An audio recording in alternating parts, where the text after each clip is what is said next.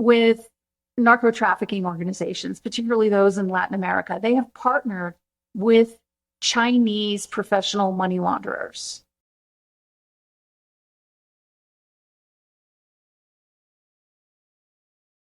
What really is money laundering? It is the movement or disguising of money connected to some kind of crime. And the crime can happen first, like drug trafficking or child sexual exploitation, whatever horrible thing you can think of. Or it could also be moving money to commit a crime. So like terrorism or North Korea acquiring nuclear weapons technology, moving the money for that purposes would also fall under money laundering. I think most of us are familiar from TV shows and the Mm-hmm. like, but like how often does this happen in real life? Like how much money is really laundered? We don't know. And any numbers that you hear thrown out there are just wild guesses. But it's a big problem. It's a lot. And I would venture to guess that there's probably more of it happening right now because financial technology has advanced to the point where criminals can have a faster getaway car, especially with crypto, which we can also talk about too. And I think there is a scamdemic going on right now where people we know, I mean, just ask anyone and somebody will be able to tell you, oh, yeah, I know someone who lost maybe half or all of their life savings in a scam. And that is a silent crime. People don't talk about it much. And law enforcement doesn't really know how to address it well. So I think we're going to see more of it. So when we talk about like money laundering, how does somebody do it? There are lots and lots of techniques on how to launder money, but a lot of it will depend on what you're starting with. Are you starting with physical cash, like from a drug sale? Then that's going to be laundered differently than if you're starting with crypto or if you're starting with, say, a wire that's in US dollars that's being wired from one bank to another as part of some investment scam or something. So depending on what you're starting with, that's going to affect what kind of laundering techniques you use, at least in the beginning. And then eventually an experienced money launderer will engage in what we call different layering techniques, where they will move the funds between financial institutions, between accounts, maybe between different forms. So maybe they'll move it from fiat currency like dollars and pesos and pounds into crypto. They might move it from one type of crypto asset into another kind of crypto asset. They might move it into real estate and then sell the real estate. And so that's all part of the layering process. And those layering techniques, and maybe through different offshore shell companies, those can be similar regardless of what you started with.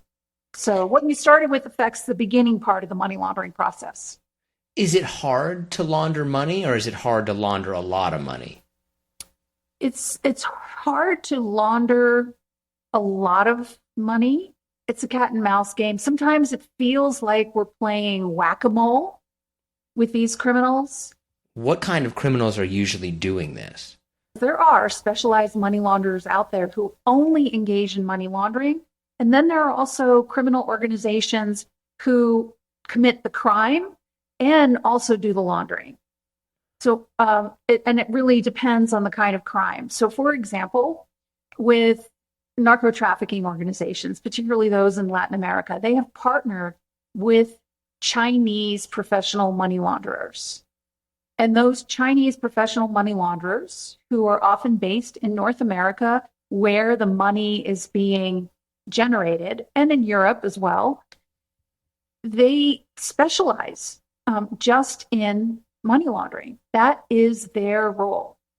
And so it's separate from the narco trafficking organizations. It's outsourced, in other words. That task of money laundering is outsourced.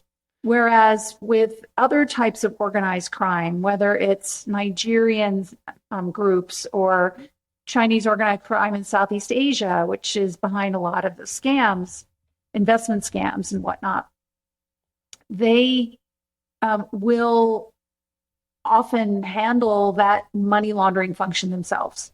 And when we talk about like scams, what kind of scams are you seeing now? There are a lot of crypto investment scams. We have this unfortunate term called pig butchering, which we use to describe a lot of these scams. And it comes from a Chinese term.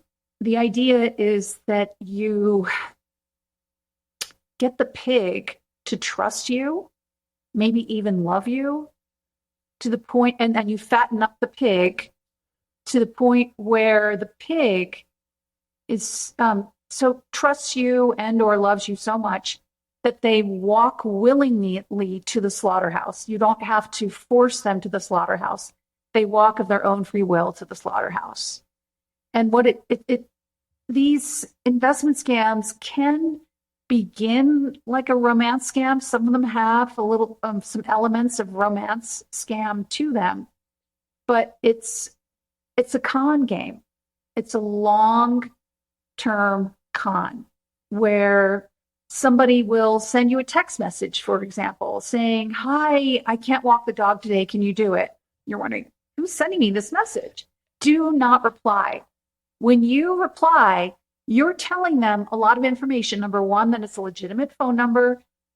Number two, what language you speak, what's your first language? And maybe depending on your reply, whether or not you are a native or non-native English speaker, they might ask questions like, "Oh, I thought this was Sally. Who is this?" And you give them your name. Now they know if you're male or female. All of that information goes into a database that the scammers then use for maybe another approach if you stop communication. I'm looking for one of these. I think we've all got these text messages. I get them all the time, several a week. I know a victim who was approached on Facebook. Someone saw the artwork behind them. Like, if you take a look, the painting behind me, and they said, "Oh my God, I love that painting behind you. Did you do that yourself?" And he had. And he was immediately flattered. And so he continued the conversation with them. And that led to, again, a long confidence game where after a couple of months, he felt like he knew this person really well, even though, it was a fake Facebook profile. And it was probably someone in one of these scam compounds in Southeast Asia who was engaging with him. Who knows whether they were male or female, but this fake profile was a very attractive female. And in this case, my acquaintance, the person who was scammed, was enticed by a gold derivatives investment scam. And you think, law enforcement isn't always sympathetic. Like, why did you send your money to a stranger? Why did you send your money to this website? They make these websites look so legitimate and often like other websites that we use for our own, retirement portfolio. And they might even have names and logos that are similar to ones that we know, like Fidelity. Yeah, like when you look at these scams, like who's doing this? That's what I've never understood. Like who's doing this and what are they doing it for? It's very lucrative. So, and again, it depends on the type of crime. If you're talking about an initial coin offering scam, anybody can do that. Okay. If you're talking about a ransomware attack, and that's very big too, another quiet crime that we don't hear much about because no company wants to publicize like, "Oh, we just got hit by a ransomware attack." You might get a notification that your information has been compromised. I think they're required by law to notify customers. And there are a lot of groups that are based in former Soviet Union. Also, what we've seen is a segmentation of the ransomware market. And so what you might have are some of these groups, say from Eastern Europe, who are the masterminds behind coming up with the malware in the first place, right? But now you have other criminals who can, um, who are really good at social engineering. And by that, I mean enticing you to give up your login credentials so that they can get into your company's systems. And and so they specialize just in that. But then there are also folks who specialize in negotiating the ransom. Once you get in, once these computer systems have been, once your network has been compromised, then new players enter the picture and engage in the negotiation. Like, okay, how much are you going to pay? And a lot of folks have backup systems, so they don't really care if they get the decryption key to decrypt all their files. But what they're now doing is what we call double extortion. Sometimes there's even triple extortion. Double extortion is when they say, well, if you don't pay us the ransom, we are going to take your most sensitive files and publish them on the dark web. And that'll be embarrassing. What if they hack a medical office? Now everybody's medical records are out there, right? It's terrible. People will pay up to prevent that from happening. And if they're still not willing to do that, then they can threaten and say, well, if that's not going to scare you enough, we are going to contact your customers and tell your customers that you are willing to put all of their personally identifiable information at risk. How much will they get for a scam like that? Like, companies have been paying tens of millions of dollars in ransomware payments. But again, it's going to depend on who the target is. If you are a large Fortune 500 company, you may be asked to pay tens of millions of dollars in ransom. For some reason, I just never thought that was like, I never really thought that was necessarily happening, that somebody was hacking into, let's just say, Bank of America. We don't want to put names in it, but somebody's hacking into a bank and they were going to pay them off for it. They wouldn't. Yeah. Let's make up a company, Blamazon. So like Blamazon might have a budget like, hey, we need to set aside 10 million in case when we get hacked this year. Yeah. What strikes me about some of these scams is that they seem to be so the long game. And I wouldn't have necessarily thought that scam artists would be in the long game. Oh, yeah. Yeah. Now, you asked a question earlier about who are these different groups. So I mentioned ransomware groups, okay? But again, that field is getting splintered, where you have the folks that are putting together the malware, you have the folks that are really good at penetration through social engineering, and they all take their cut, right? And so it could be a teenager in Southern California who might be penetrating some Fortune 500 company through social engineering. It happens. But then in terms of other types of crimes, like, for example, the pig butchering scams, well, it's not exclusively the realm of Chinese organized crime. The cases that we're most familiar with are mostly Chinese organized crime operating out of Southeast Asia, places like Cambodia and Myanmar. But we've also gotten wind that they might also be moving some of their operations to places like Dubai, for instance, and maybe elsewhere. And what's really insidious is that the folks who are being forced to scam these victims are themselves victims. They are often trafficked, thinking that they're going to be working maybe in a call center. And instead, once they get to one of these scams, once they often arrive in Thailand, their passports are taken, and then they are driven across the border into Cambodia or Myanmar and forced to work as slaves under threat of horrible punishment, including death, if they don't do it. I've always wondered, like, when you get one of those phone calls or text messages, like, how did this person decide that this was going to be their job? to try to rip me off. So, but it's not like that. Not like that. No, many of them are doing it for their own survival. One that I am particularly horrified by is sextortion. And there have been many suicides of young teenagers, mostly teenage boys, but females are also being sextorted as well, where they are enticed by someone that they meet on social media to share compromising pictures of themselves or compromising video. And then they are threatened and said, I'm going to share this with all of your contacts and your parents and your school teachers and everyone. And this is going to be online forever. And they think that their life is over. It's absolutely horrible. And by the way, if you know somebody, if you know a teenager, you should be talking to them about it. People feel uncomfortable talking about something like sextortion, but we have to talk about it. And there are ways to remove that kind of content. So they need to know that their life isn't over, that, that they can extract themselves from this and they don't have to pay the extortionists. Now, the groups that have typically been behind those extortion scams tend to be based in West Africa and not necessarily Nigerian, but a lot of these groups are Nigerian or other countries within West Africa.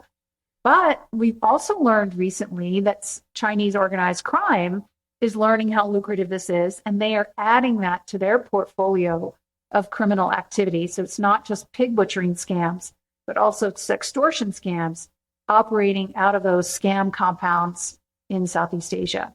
So there's pig butchering, ransomware, sextortion. Are there other kind of broad generalizations of scams that you're seeing now? I would say the biggest growth that we're seeing in terms of financial crime is definitely financial fraud. And it doesn't have to be crypto related. There are lots of Ponzi schemes and other kinds of investment fraud out there. Fraud can also be embezzlement, where you have an insider who is embezzling money from your company. Are you ready for some harder/listener submitted questions? Okay. Biggest scam you've ever heard of? I would say it would have to be a hack. And probably one of the North Korean hacks. We're talking about billions of dollars. Yeah. But I think this is the record setter. It was the president of a bank in Kansas. And it was tens of millions of dollars that he lost in a pig butchering scam. And he ended up taking money, unauthorized transfers out of his own bank to invest in what he thought was a legitimate investment platform, but it was a pig butchering scandal. And the bank went under, and the thing came to an end mercifully when he had approached one of his friends and asked to borrow another 12 million. And his friend thought, this is very strange. Why do you need that? And when he described it, the guy said, I think this might be a scam. But when these criminals are so diabolically clever at gaining your confidence that they come up with all these plausible explanations when you express any kind of uncertainty. And so he was deep in it. It really takes a lot to break the spell and pull somebody out of this. And so even when he was arrested and in the courtroom, he thought, oh my God, if only I'd had the extra money to pay the so-called penalties that the criminals were asking him to pay in order to retrieve his money. He really thought he could get his money back. It did not click in his mind that he was a victim of something that was false from the very beginning. I think only later, once he was in jail, maybe did he begin to realize what was happening. How do people not see it? Because it seems like from the outside, like, oh, that's a scam. And the people on the inside can never see it, and the person on the outside sees it instantly. Right. Again, you're under a spell, and a very compelling spell. These people really, truly believe that they know the person on the other end of the scam, and they maybe are in love with that person. They trust that person. It's really hard. Very intelligent people fall for these scams, and we'd like to think, oh, I would never fall for it, but that's just because you haven't encountered some of these incredibly clever criminals. Smartest one you ever came across? Like, oh, that was clever. There was a banker in either Singapore or Hong Kong about a year or so ago who was asked by someone who he thought was with the company to transfer $26 million to another account. We call it business email compromise or redirection fraud, where you think their money is supposed to go to one vendor or location, and somebody tells you, no, we have to switch it to another account. And it's always good to get confirmation that is that really what's supposed to happen? But never, ever call the number that they provide to you. And you should also be careful about email, because maybe their email is compromised as well. So you try to get confirmation from somebody else in the company. And so these fraudsters used AI, deepfake, to pretend, to simulate all of these different high-level people in the company. They said, yeah, I understand you're nervous, so why don't you just come to our next board meeting, and we'll explain to you this situation and why this money needs to be transferred. So he gets onto a Zoom call or Microsoft Teams call, and every single participant in that meeting was an AI deepfake. No. Yes. So, I mean, with 3 seconds of your voice, I can clone your voice, and I can also use your face and pretend that I am you and have different words coming out of your mouth. I can do it on a Zoom call, and you can convince people. It's amazing. In some of these pig butchering cases, the criminals will get onto either a FaceTime call or a Zoom call and pretend to be somebody else with a different voice. And so that makes it even more real. They think that the person that they're dealing with really, truly is who they say they are. God. It's all his bosses at the company, or at least he thinks it is. Is there an age demographic that seems to be like these people fall for it the most? Yeah. Because obviously I think everybody would think seniors, right? Right. I'm so glad you asked me that question, because you're right. There is this misperception. It's mostly seniors. The seniors do tend to lose a lot of money because they often have more money. But I think the age group 40 to 60 end up losing the most money in these pig butchering scams. But in terms of targets, 20-somethings get targeted probably more frequently than some of these older demographics. What do you think? Like what are police doing and law enforcement doing to kind of try to catch? Well, there is a group called Operation Shamrock that is trying to work with law enforcement to help them upskill when it comes to blockchain analytics, in other words, crypto tracing, in order to better help victims of these types of scams, like the pig butchering type scams. And so we're trying to make headway that way, but we also need to just educate the public. And so the more we can do about educating the public, the more we're likely to stop people from falling victim in the first place to some of these scams. And maybe somebody who is already in the middle of one of these scams, if they start hearing some of the commonalities of these types of scams, they think, oh my gosh, that sounds a little bit like what happened to me. But there is one effort that I'm very excited about. TRM Labs, they are a blockchain analytics company that has partnered with the private sector to start something called the Beacon Network. This is brand new. And the idea is to stop these crypto flows in real time, because when these transactions are in crypto, the criminals have the advantage of speed on their side. And the moment we can identify different wallet addresses, we need to go after it before those funds are moved into a jurisdiction where we don't have any law enforcement reach. And they've already recovered in just a few months' time, I think $130 million. Last question on my end. Since you teach this and study it, could you get away with it?